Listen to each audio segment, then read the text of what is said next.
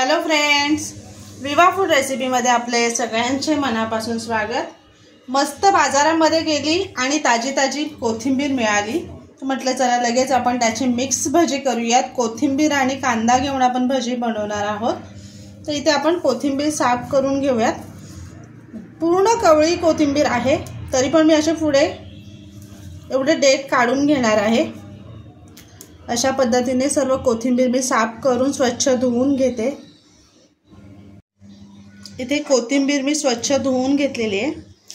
आता आपण त्याला बारीक बारीक कट करून घेऊयात।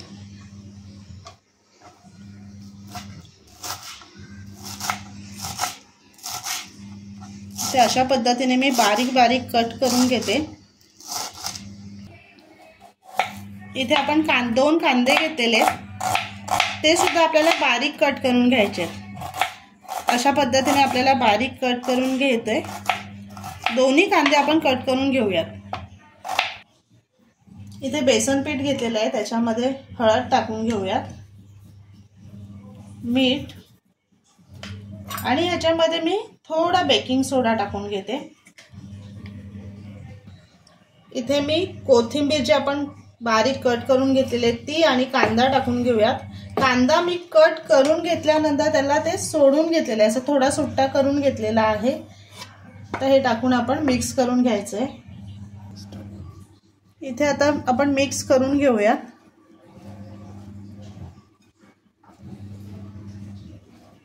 आता ह्याच्यामध्ये थोडं थोडं पाणी टाकून आपल्याला भिजवून घ्यायचंय। आपल्याला पातळ नाही करायचंय, जेवढं शक्य तेवढं घट्ट ठेवूनच ते भिजवून घ्यायचंय आपल्याला।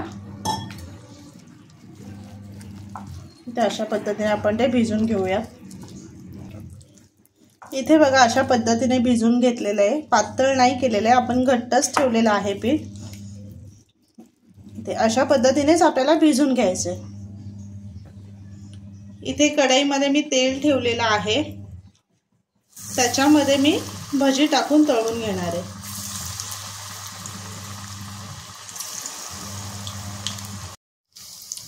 इथे छान आपण पलटी करून दोन्ही बाजूनी छान खरपूस असे तळून घ्यायचे।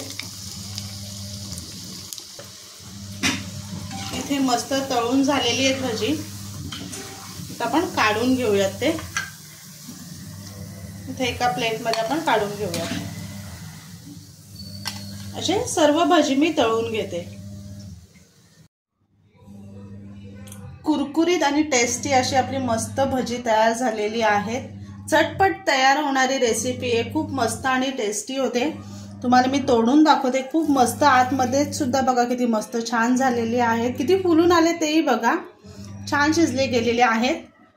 तर नक्की बनवा आणि सांगा कशी झालेत ते। आणि असेच आपले नवनवीन व्हिडिओ बघण्यासाठी व्हिडिओला लाईक करा, शेअर करा आणि सबस्क्राईब करा। चला तर मग आपण भेटूयात पुढच्या व्हिडिओमध्ये।